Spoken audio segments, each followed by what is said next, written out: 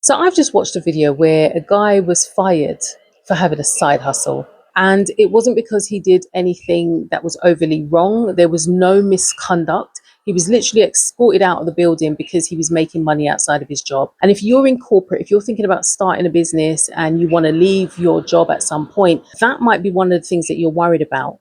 Can it affect your current standing in your job? And that's the part that nobody really prepares you for. But that's why I'm here. So let's have a chat. So in the video, he said that he was brought into a meeting. His manager told him that he had seen a video that he had posted about managing his 9 to 5 with his side hustle. And funny enough, he got some rare truths from his manager that you don't usually get.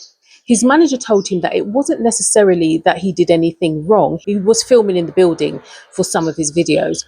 But his manager said it wasn't that you really did anything wrong, but it's the fact that you're making money outside of the organization. So I took on board what he said in that video, but I had to do my research. I had to see whether or not there was anything more to it and what the context was and what the manager may have seen. So I went back into his profile and I looked at some of his previous videos. And although I would say that he didn't really do anything that wrong, there were a couple of things in there that could fall under the banner of risk and what the company may also see as risk to them. So one of the things that he did in a couple of his videos was film inside the workplace. And this is one of the things that I really speak against, even though I say that you can make use of your break times and lunch times to work on your business. If you are filming inside of the workplace, even if it's on break or at a lunchtime, if they want to use something against you, you are literally handing over ammunition that they can use against you to say, "Ooh, aha,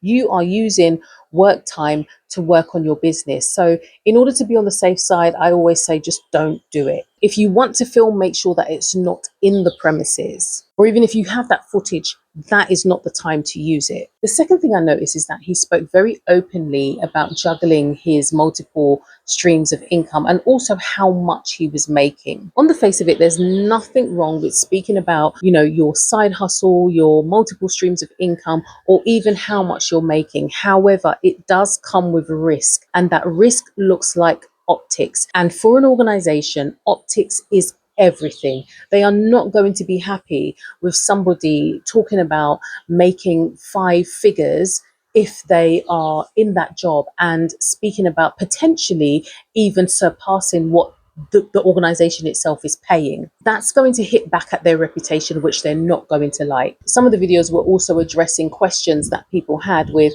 well, if you're making that much money, why are you still in the organizations? That can bruise an organization's ego, because the optics will be, well, if I go to work for that organization, I'm going to have to supplement my income. That doesn't look good for their reputation. And so that can be deemed risky behavior. But I really want to stress that none of those things would really fall under the banner of misconduct. But what it does fall under is optics. And we know that a lot of what happens in organizations is not what's in the policy, but how it's interpreted. And sadly, that's how the system works. If you are seen to be doing well outside of your job, it is not going to be seen favorably inside of the organization. And this isn't about policy. There are no rules against it.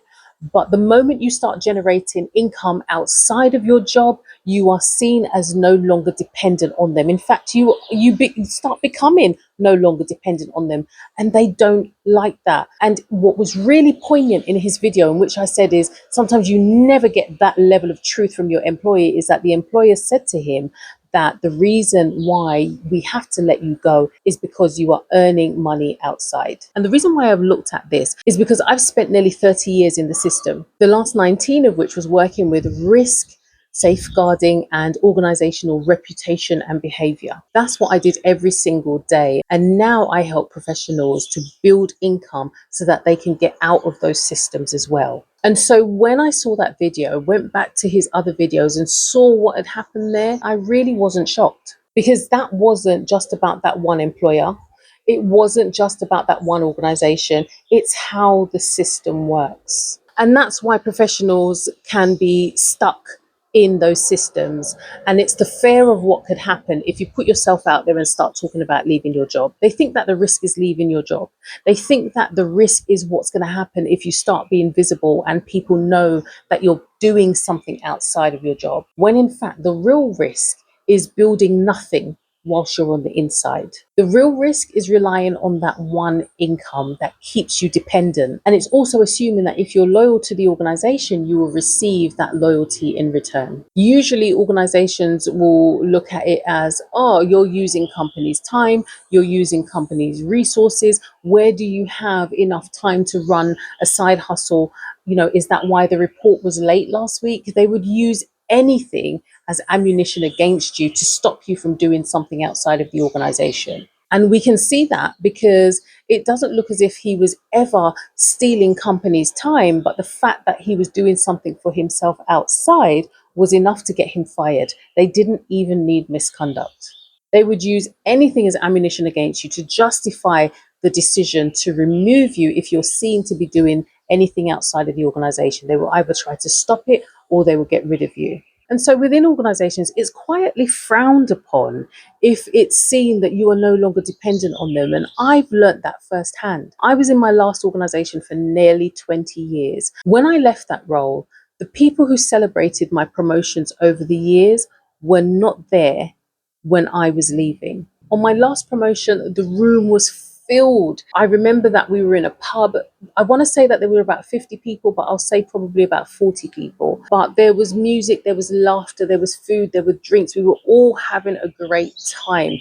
They were celebrating my promotion within the organization. When I left, there were only 3 people who were directly in my team. They came along, and then there were 4 others who came as friends of mine. That was all I had around me at the pub on my last day when I chose myself and left the organization. And the reason for that is because if you're having success within the organization, that's celebrated. But make the decision to choose yourself, then that makes people uncomfortable.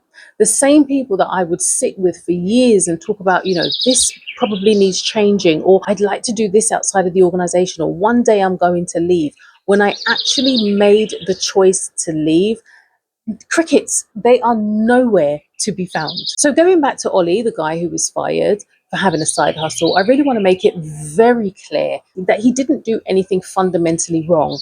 However, there were some parts of how he went about managing his side hustle and starting his other businesses outside that may not have been properly risk managed. Because risk comes in different forms. There are levels to the risks that you can face by starting a business. And what we saw here was visibility risk. There was income disclosure risk. There was location risk. He was filming on site. And there was also perception risk, how the organization is going to view you. And perception risk is one of the most dangerous because that's the one where they don't even need proof. It's just how it looks, which is why I say optics are everything. So if you're out there talking about your side hustle, if you're out there talking about how much you're earning much more than your job, it really puts the backup of the organization. It will put the backup of your managers where they see that you're not really dependent on them, where they can't control the narrative around you, where you are operating outside of the role that they've given to you, and it makes them feel uncomfortable. It shifts the balance of power and control. And for many of you who are in corporate spaces and want to start a business, you already know that, and that's why you're silent. That's why you're not saying anything. That's not why you're not starting your business. But that's why I created the guide, which is the how to post online without risking your job. Because there is a way to show up, to be intentional on your platforms and avoid risk. Because for many of you, you know that colleagues are watching, managers might be watching, you don't know how that's going to be construed. And so you think, oh, maybe I can do a faceless brand. And I do have a video about using faceless marketing. It can be useful, but it depends on who you're actually trying to reach. Have a look at that video and see whether it suits. However, for the majority of you, faceless isn't going to work. You have to build up trust and transparency with your audience and your clients. So let's look at a couple of ways that you can build something on the side whilst keeping yourself safe. Number 1, understand the contract, know your rules. And if you're in an organization such as the one that I was in, you may have already had HR come round and speak about what happens if you've got a secondary job or a secondary income. There are usually rules that govern what's expected of you or not. So for example, if your 9 to 5 is community based and you wanted to go into business that was similar, you cannot be dipping from the same pool and getting clients and customers from that same area. There are other things that you need to be mindful of. Some of them are quite straightforward, such as using company resources. Do not use the photocopier, the fax machine, the telephones, your company laptop, your company telephone, company time when it comes to doing anything related to your business. But sometimes you might even break the rules without even realizing it. And this is where you have to get really clear and think about and be intentional about what you're doing. So filming within the office can be construed as you using office time, even if you're on your lunch break. It can be seen as breaching data protection and confidentiality rules. So be very mindful not to do anything that can even be deemed as breaching policies, because as I said, not all of the policies that you could break are going to be outlined in there. The perception risk is the one that trips people up the most. If it is perceived to be outside of the box, if it is perceived to be breaching policy, it will be taken as breaching policy and you could lose your job. The second thing that you need is to have control of your narrative. Even though you might know that you want to leave your job, you have to be in control as to how you put that out there. You can be building your authority online. You can be going out there and getting clients. You can be creating offers and validating that offer, but you do not have to position yourself as leaving your job. Again, perception. The minute you put that out there, you are going to be perceived very differently. You are going to have your loyalty and dedication questioned, and that is without question. If you are in the initial stages of starting a business where you are literally just testing and validating, do not position yourself as leaving your job too quickly, because that can be detrimental to your career. The third thing you want to do is to start separating your identity from that of your job role and description, but also you don't want to antagonize your employer. And you'll find ways of doing that within the free guide that I've prepared. But you want to start thinking, what does my life look like?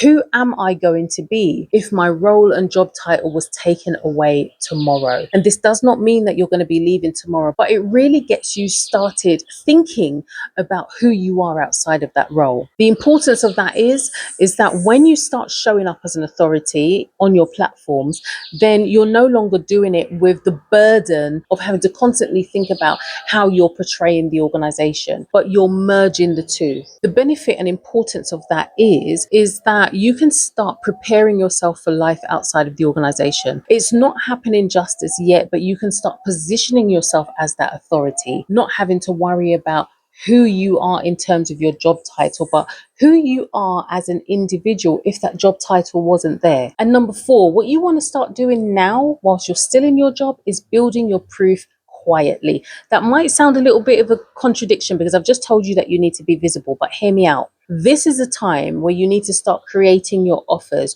You start testing your offers. You get clients. You start generating an income. You get testimonials. You get feedback. You revise your offers and you continue on that path. The reason why this is quiet is because those conversions, when it comes to the conversations that you're having to get clients and generate an income, they don't happen on your feed. They happen on the phone. They happen in emails. They happen in the DMs. But what that does is you are quietly and consistently building a foundation of generating income where you don't have to broadcast it to the world. You are building your proof that your offer is valid and that you have clients who will pay you and that you can consistently generate income outside of your 9 to 5.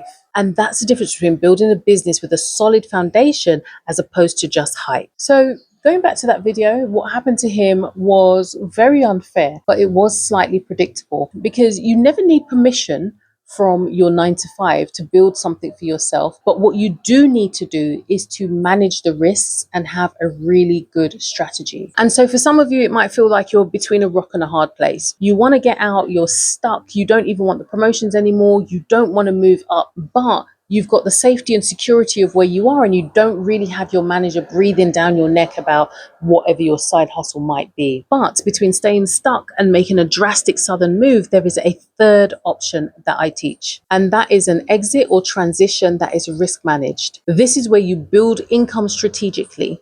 It's where you protect your reputation. It's where you have a very deep understanding of the organization in which you work in, and you validate your offer before you have to rely on it. Because if you don't do those things, you might get a version of freedom, but it's not going to be long standing because it hasn't been done with a plan. So if you want to build something outside of your 9 to 5 that encompasses risk, your reputation, and stability, then that's where my 6-week program comes in. It's called the Income Exit Blueprint. So if you want to build income outside of your 9 to 5 without risking your reputation, your income, and your stability, then the next step is my 6-week program. That's the Income Exit Blueprint. This is where we create income producing strategy without the panic and guesswork. So if you're currently employed and thinking about building income on the side, this is a safe place to be. You build quietly, you build strongly, you protect your position, you validate properly, and then you move on your terms, not because you're pushed. So remember, you never need permission to build. You just need to do it intelligently. And if you want further information about how to use your skills to create an offer, how to put that together so that you make your first £1,000, have a look at the playlist that will walk you through those steps. Until the next video, bye.